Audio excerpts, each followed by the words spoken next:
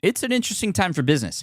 Tariff and trade policies are dynamic, supply chains are squeezed, and cash flow, it's tighter than ever. If your business can't adapt in real time, you are in a little bit of hurt. So how do you get full visibility and adapt in real time? Over 42,000 businesses trust NetSuite by Oracle, your AI-powered business management suite. It brings accounting, financial management, inventory, and HR all under one roof. NetSuite is the #1 cloud ERP for a reason.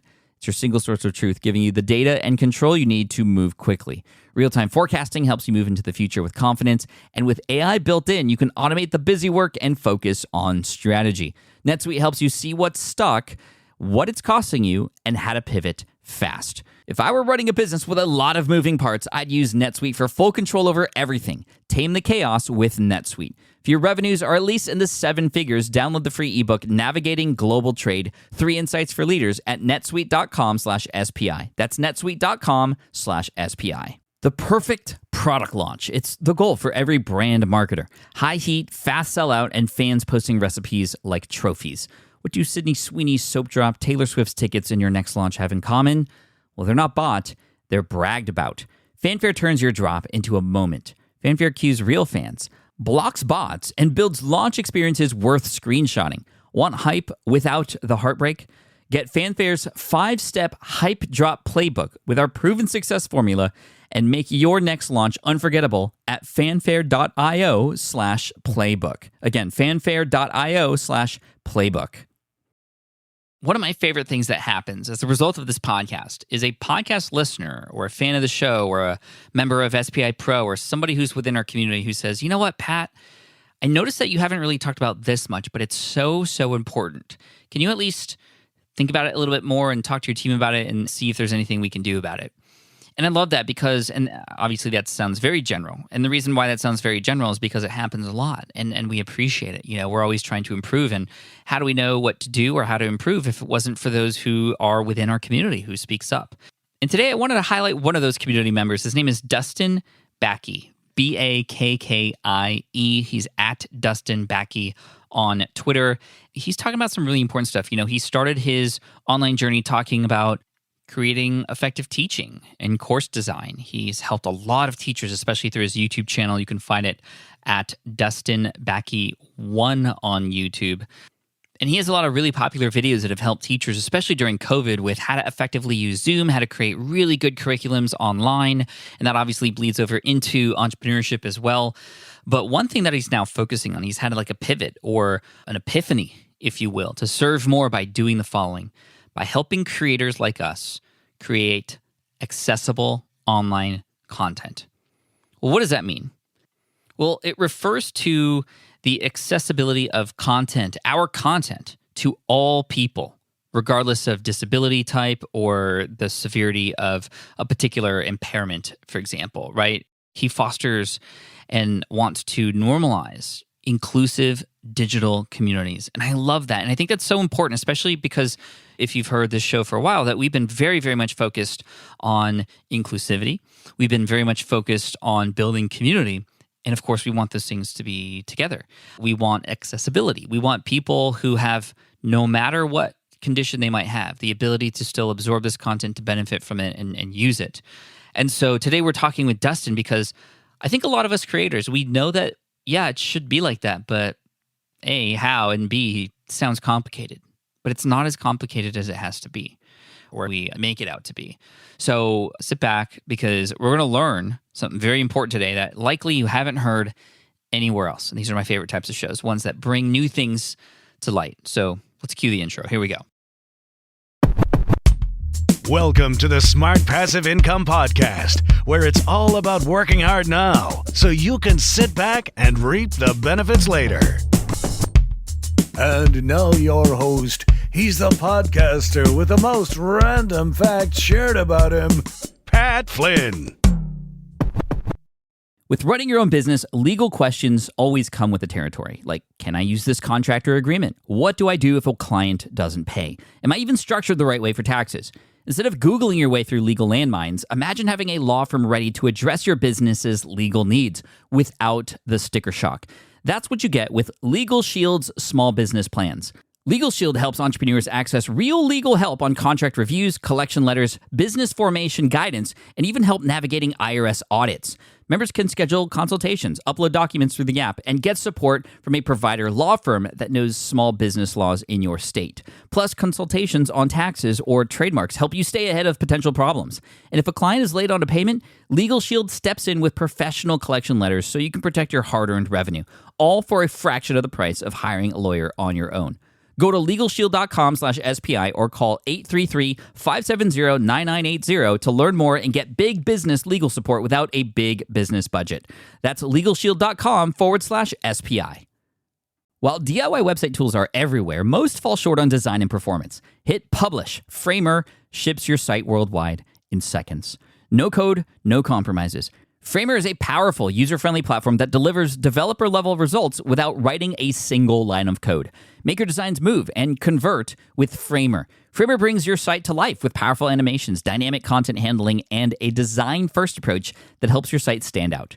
Framer is the design-first, no-code website builder that lets anyone ship a production-ready site in minutes. Browse hundreds of pixel-perfect templates or even design something of your own on a totally blank canvas. Add bold animations like appear effects, text effects, scroll and looping animations, and much more in seconds. And it's free to start. The built-in AI handles the heavy lifting of generating starter layouts and can even translate your entire site to any language. On the back end, you'll get responsive breakpoints, built-in hosting, a flexible CMS, and privacy-friendly analytics. Ready to build a site that looks hand-coded without hiring a developer? Launch your site for free at Framer.com and use code SPI to get your first month of Pro on the house. That's Framer.com, promo code SPI. Framer.com, promo code SPI. Rules and restrictions may apply. What's up, everybody? Patlin here, and welcome to session 315 of the Smart Passive Income Podcast. Today, like I said, we're speaking with Dustin Bakke. You can find him on Twitter at Dustin Bakke, Bakkie. His YouTube channel, Dustin Bakke 1 on YouTube, and thehitlab.co, which is where he teaches teachers and now is also focusing on creating accessible online content. Let's get into it right now. Here he is. Dustin, welcome to the Smart Passive Income Podcast. Thank you so much for joining us today. I'm happy to be here, Pat. You know, I think everybody who's listening to this kind of already has an idea of what this episode is about. If you could give people who are listening a 1 or 2 liner teaser about what we're about to talk about and why it's so important, why don't we start there and then we'll go into your story. What this episode is really about is bringing a little bit of awareness and education on the accessibility of digital content, specifically digital courses, and the steps that we can easily take to improve the accessibility of our courses. So what does accessibility actually mean? What happens if we don't take care of this, for example? So what accessibility is, and I have a really great example that I'm hoping to draw a little bit on your architecture background here to help me out with. But we kind of think of accessibility. One of the biggest examples that comes to mind is a wheelchair ramp, right? You build this big, beautiful building, and then all of a sudden you go, oh, shoot, there's some people who can't access this. So what do? We put a wheelchair ramp in.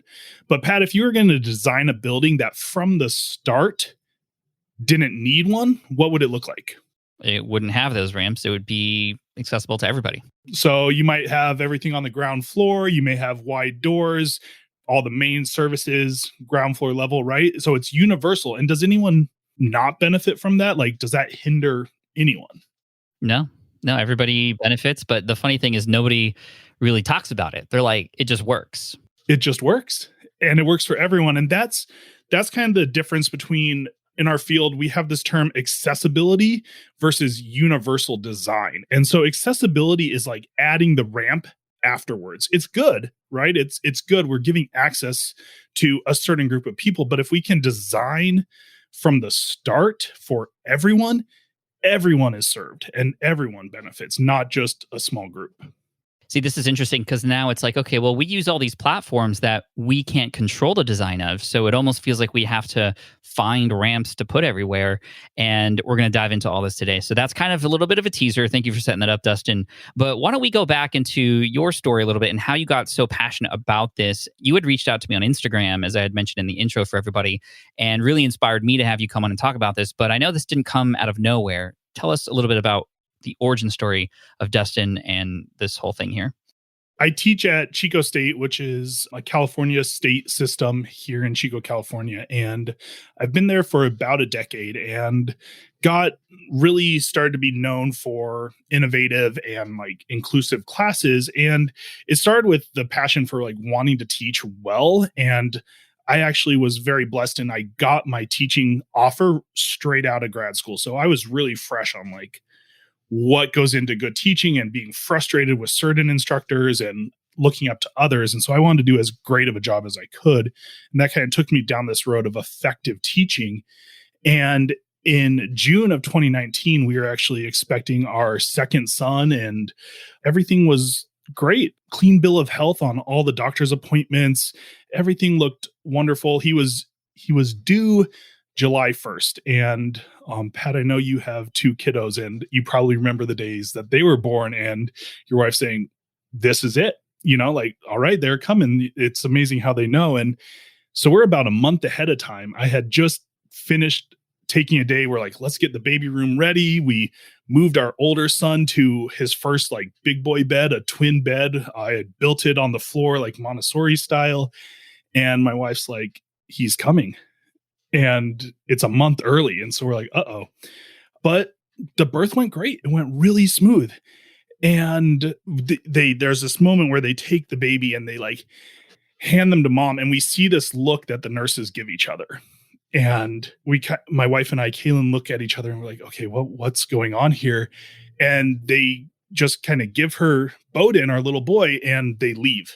And no one's there for like 5 minutes. And we're like, what is going on? And then the nurse comes in and asks her to stop breastfeeding and leaves again. So we're like, okay, something is going on. And so what it turns out is Bowden was actually born with Down syndrome and had some medical complications going on with that within about 4 hours, we were in a helicopter going to Sacramento for immediate surgery. And over the next year, Bowden was hospitalized 9 different times. He had 5 different surgeries. So you can imagine what that looked like just in terms of holding down a job and providing for our family. But we got thrust into this world of diverse learning. And over the last year and a half, I was like, okay, I need a way that's going to support Bowden and his needs going forward. What's that going to look like? And so I started thinking like, how can I take my teaching expertise outside of higher ed? And I started learning and trying to support higher ed teachers.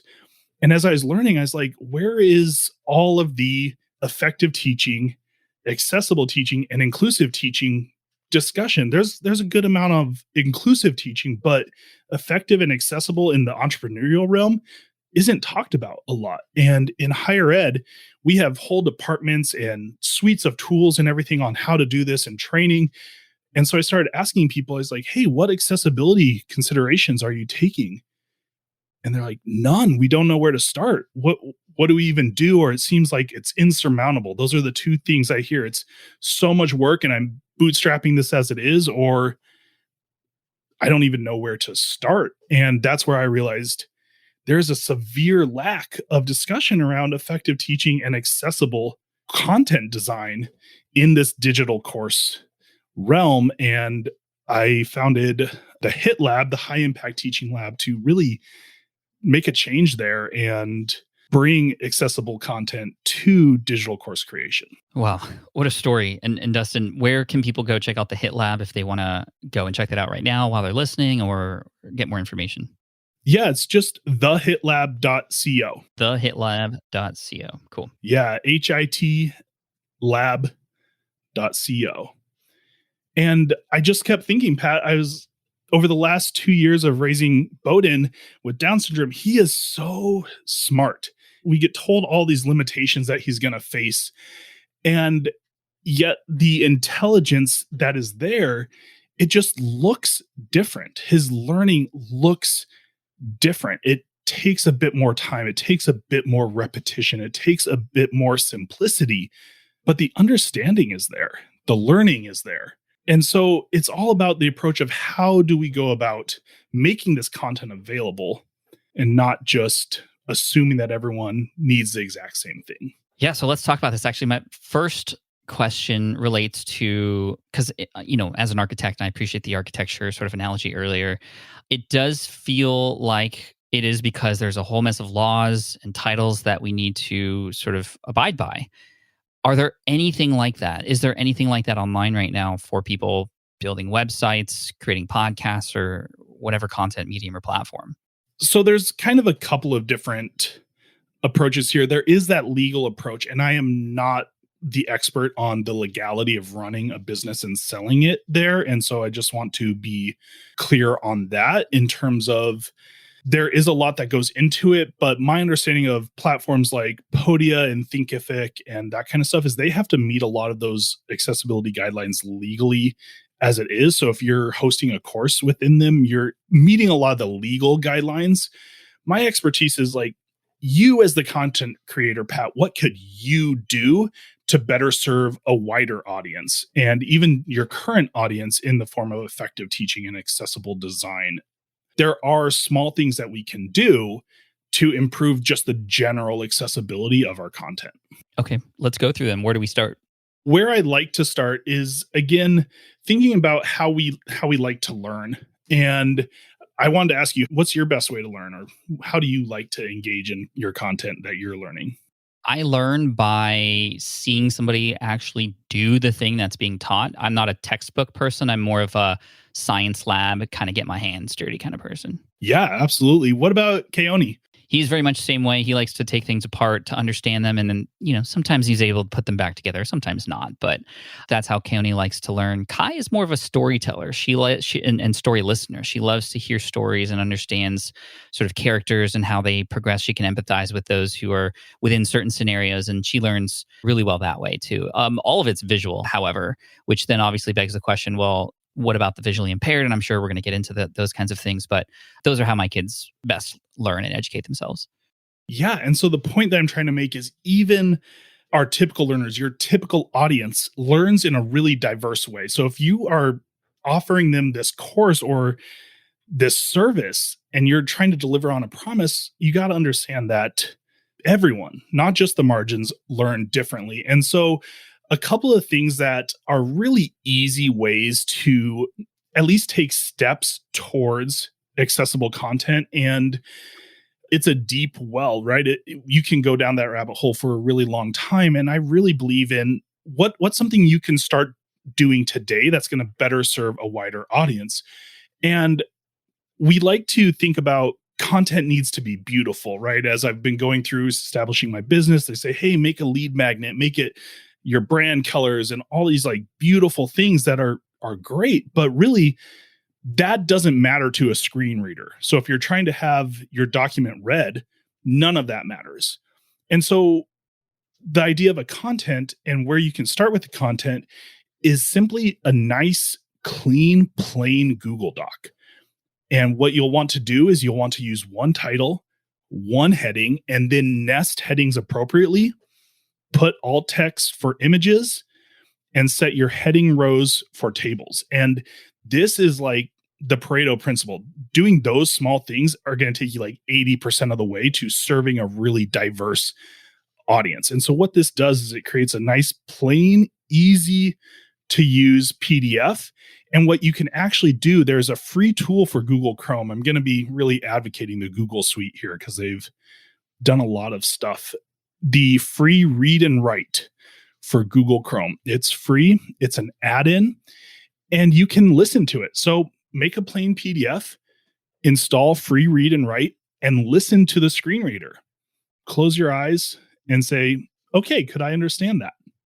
And if so, that is just a huge step towards a more accessible content. And then now that you've got your content polished and ready to go, stylize it, make that beautiful free lead magnet. And when someone signs up for it, send them both. Send them the accessible version and the stylized version. And it didn't take that much. When you start with that universal design, you start by making something that everyone can access and then polishing it, it goes a really, really long way. I love that. So this is written content that, number one, is going to be a lot easier to read just in general for everybody. I think I love this because it kind of structures things the way we should be writing and typing and publishing online. But then this is so easy, it seems, that it's like, well, why isn't this something? Why don't you think people do this? Is it just awareness, or how do we reduce the friction as much as possible so we do actually do this? I think a lot of it is awareness, Pat. We have this content wave that's happened with the pandemic, that the idea of accessibility is starting to come to light, because in the last year, we've had a flood of content, people taking businesses online, and we have Zoom meetings and more documents and all sorts of stuff. And so it's really highlighting the inaccessibility of a lot of this. And like you said, if you just start with the small things like a nice outline, you're planning out your content, you're flushing it out, which is good practice for you delivering good content anyway. But what happens is people never share that. They say, oh, this is the behind the scenes, like Google Doc outline, export it, file save as PDF, and just make that piece accessible. So I think a lot of it is awareness and education. When thinking about my company on how I want to serve this area, I really tried to identify that there's really three needs. There's education. There's the need for education. So what is inclusive and accessible design, and why is it important? And that's, kind of what we're doing here, what I'm doing on like my Instagram and YouTube. So getting just the idea and the education out there. And then there's the training. So how do we do it? So training and service, and even service as in content remediation. There's actually one company in the world right now that does content remediation for outside sources, and they charge $15 a page. So what I just told you, in those simple things that you could do on your Google Doc, they charge you $15 per page. I mean, there's a business opportunity right there. There's a business opportunity, but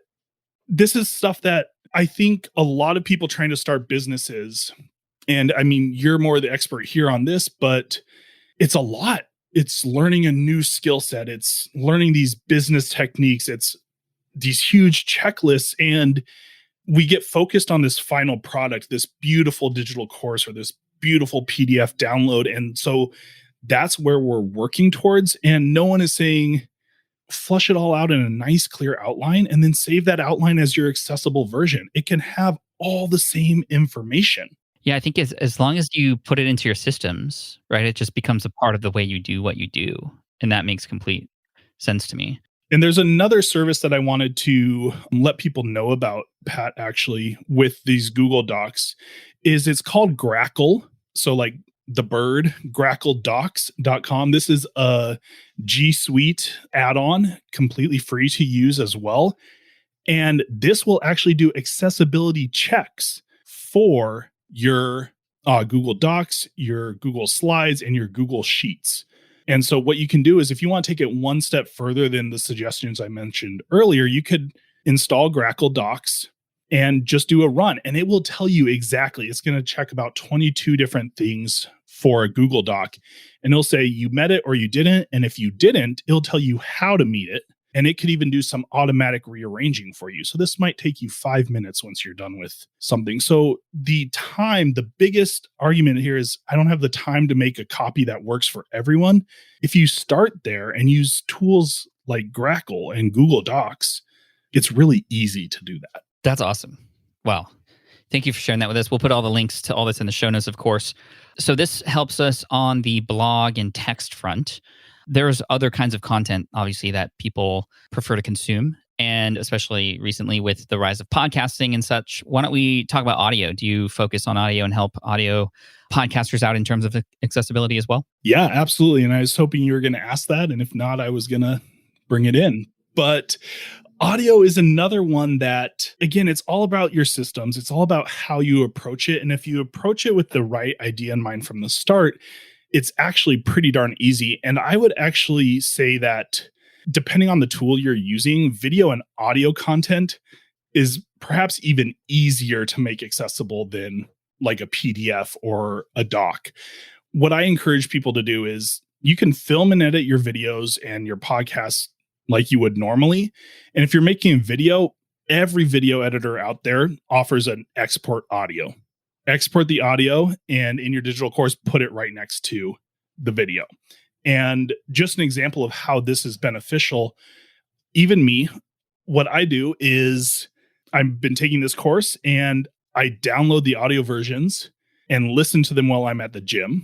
And then when I come back home to actually work on the content, I go through the pieces that I need, but I digested the content while I was at the gym audio.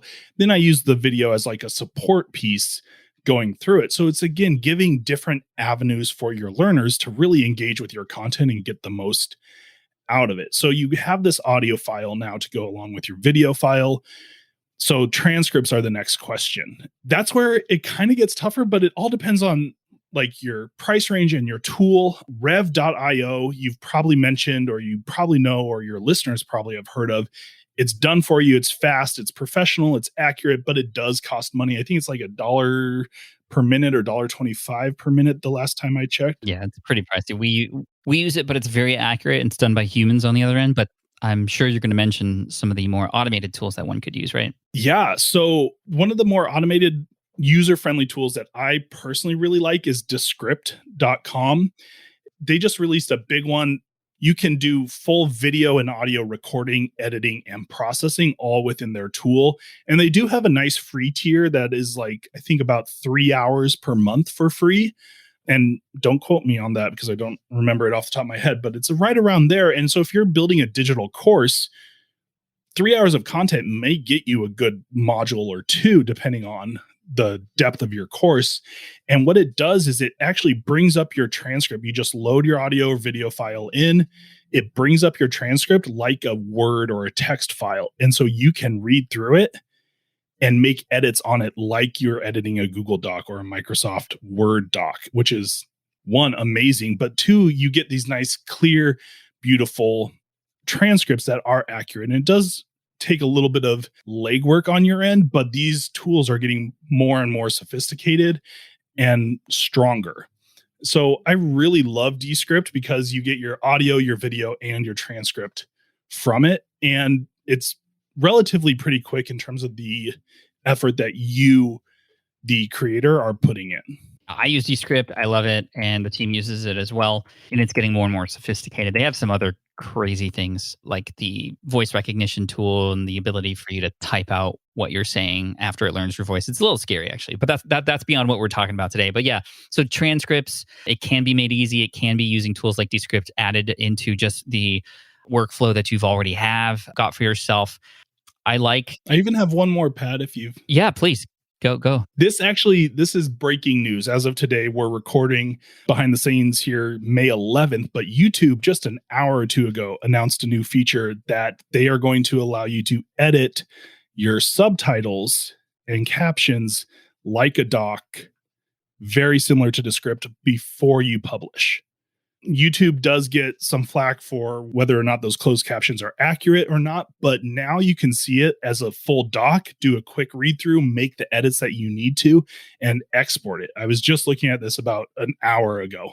That's huge because for a while you could create a transcript or have a script and then upload it so it matched, or you could kind of go in line by line and edit it, but it would take forever.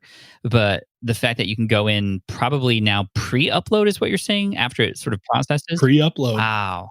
And you can download it. So you can essentially, if I'm reading this correctly, you could essentially use YouTube's AI to be your transcript platform for potentially even a podcast for free. Yeah, there's cool tools. Things are, we are kind of at the front of a wave of this kind of stuff.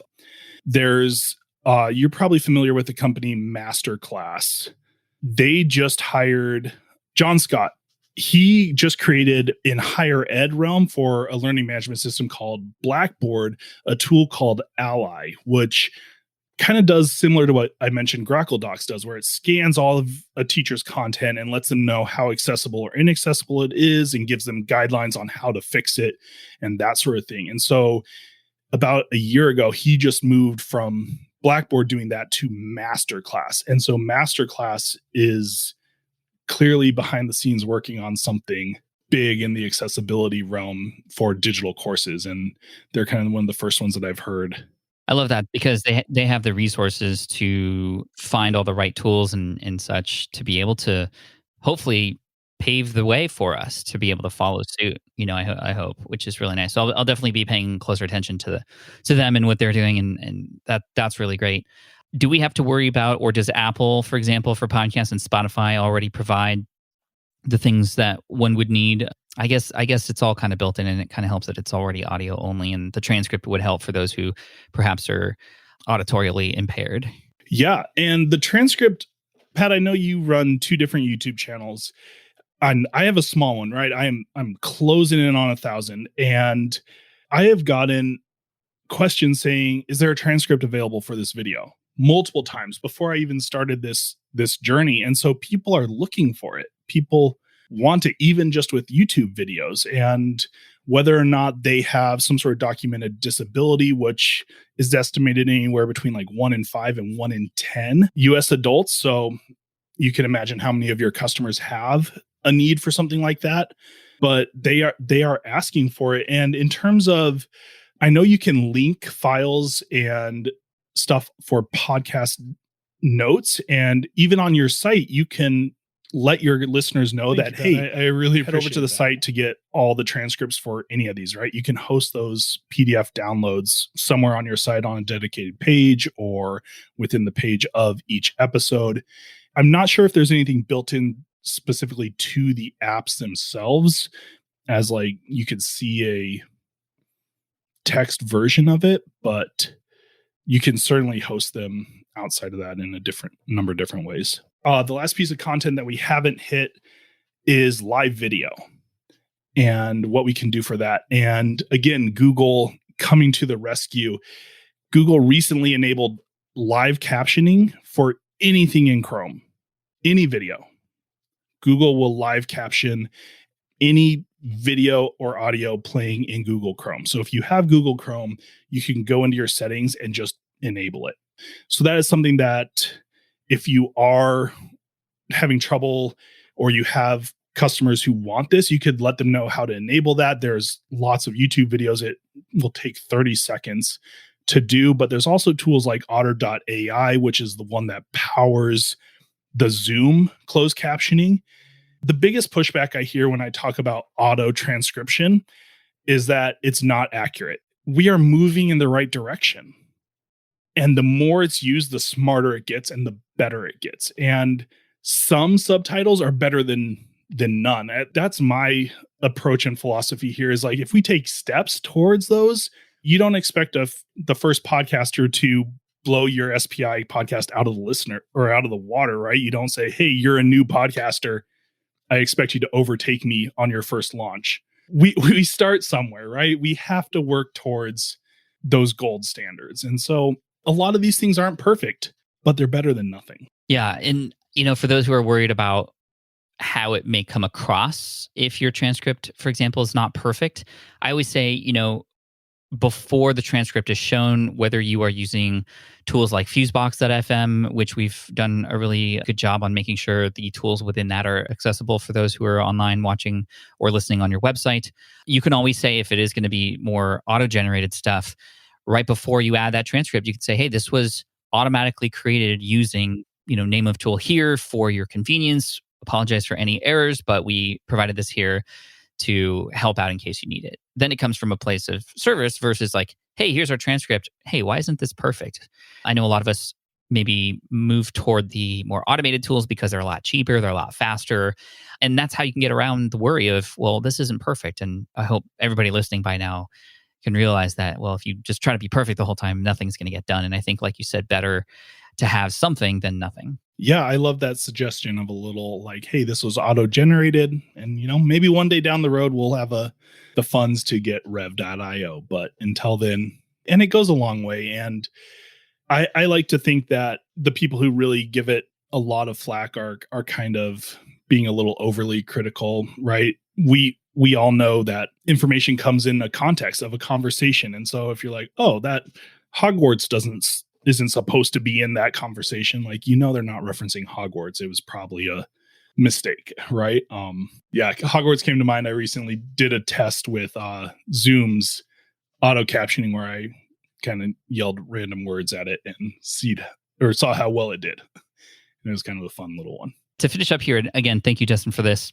What can we all do to help spread the word for you and for everybody else out there who needs this? And I'd love to see who we might be able to get some help from within the audience, whether it's, super proactive or just kind of, sharing among others. When you meet others who have websites, for example, how do you best recommend we share this so that this becomes sort of worldly adopted and, we give access to our tools, to our websites, to our software, to our courses, to everybody? One of the first things that I think would really go a long way, and it's simple, it's that we need to move away from this accessibility mindset to inclusivity mindset. Like I mentioned earlier, inclusive design benefits everyone, right? When you design for the margins, everyone benefits, whereas accessible design, certain people benefit. So first off, kind of moving that way and realizing when you think inclusive design, that includes accessible design. So there's that one. But two, just start learning about, try some of those steps, try starting an outline in your process, like I mentioned, and maybe try out Grackle Docs and just see how easy it is to actually do this. There is one big piece that is a huge need in the community that I'm not equipped to do this. So here's a free business idea that I would love someone to take. But if you're a SaaS developer or software developer, we have these great tools like Descript that I just promoted as something to help content creators create accessible content. It's really not accessible to people who need those measures. Like people who need these content services, these things like Descript or Rev.io, these services that are out there, while those services help typical learners and typical people create inclusive content, they are not accessible to people who need those accessibility steps. There's very few things that are out there. So that is a huge, huge need for that. That is a way that it can go. But I just encourage people to, personally, I'd love it if you followed me and my stuff, and that's all what I'm talking about. But the thing is, follow a diverse group of people, follow diverse learners. Consult a Blind Guy was one of your regular income stream guests. Go follow his YouTube channel, see what he's talking about, and just expose yourself to the different ways that people learn, the different needs they have, and give some of these tips that I've given you a try because they're easier to implement than you might think. Thank you so much, Dustin. This is hugely important. I hope more people listen to this and spread the word for you. Where can people go to follow your work? And I think everybody should. So I know it's thehitlab.co. Are there any other places? The other place that I'd send you to is the Hit Lab's YouTube channel, which is just youtube.com/DustinBakie1. I had to throw the one in there. So that's BAKKIE1. Yeah, that is the YouTube channel. And on there, I've got little tutorials on how to enable auto captioning and do a lot of the things that we've mentioned here. Awesome. Dude, thank you so much for the work that you're doing. Thank you for sharing your story with us. It's very inspirational. I think it's going to help a lot of people. I mean, it is helping a lot of people. Thank you, Pat. I really appreciate that. All right. I hope you enjoyed that realization that perhaps something new that you haven't heard of before, or a new focus that perhaps you should have in your business, especially if it starts to become something that we might be leaving people out who shouldn't be left out. So I'd highly recommend you check out Dustin, and there's likely, depending on the impairment and the condition, a number of people out there in this world right now. And I'd love for you to tell me who they are. If you'd like to share on Twitter, a person who's helping others with disability, with digital accessibility, with content consumption, with inclusivity here, I'd love for you to hit me up at Pat Flynn and use the hashtag session515. Again, session515. That'll be the hashtag so we can all share and learn more. And I want to thank Dustin for coming on. He brought this to my attention as far as, you know what, Pat, you haven't talked about this ever, and no one else does. Might I be able to spread the word and actually start a conversation, right? And, Dustin didn't give us all the solutions, and there's a lot more questions. However, this at least starts the conversation, and that's really important, right? We want everybody to be included. So thank you so much, Dustin. I appreciate you. And we'll link to everything in the show notes, smartpassiveincome.com/session515. And again, hashtag session515 on Twitter so we can continue the conversation there. Appreciate you. Thank you so much. And I look forward to serving you on this follow-up Friday episode. Make sure you hit subscribe so you don't miss that and all the other great content coming your way. Thanks so much. Take care. I appreciate you. And as always, Team Flynn for the win. Peace. Thanks for listening to the Smart Passive Income Podcast at smartpassiveincome.com. I'm your host, Pat Flynn. Our senior producer is Sarah Jane Hess. Our series producer is David Grabowski. And our executive producer is Matt Gartland. Sound editing by Duncan Brown. The Smart Passive Income Podcast is a production of SPI Media. We'll catch you in the next session.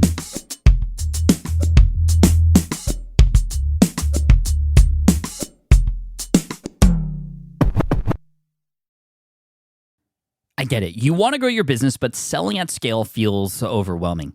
You're drowning in complicated funnels, creating different lead magnets, or constantly posting on social media. And that gets exhausting fast, especially when you're trying to sell to hundreds or thousands of people. But what if you could sell at scale with a simple, powerful quiz? A score app quiz or assessment asks your audience key questions and gives them instant personalized results based on their answers. Your audience gets to know where they are now and shows them the steps they need to hit their goals. You can set up a quiz in minutes using Score App's templates and have a powerful lead magnet that'll do the selling for you.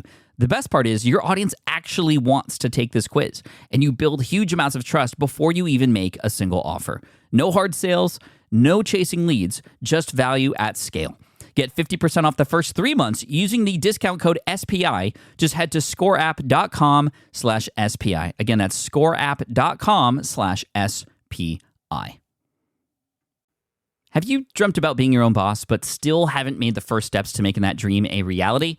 Well, I get that. Starting a business can feel super overwhelming with legal forms, paperwork, finances. It's a lot. And that's why I'm excited to tell you about Taylor Brands. Taylor is a complete business builder designed to make launching your business simple and stress-free. You can register your LLC in just minutes, keeping your personal assets and the business assets separate from day one.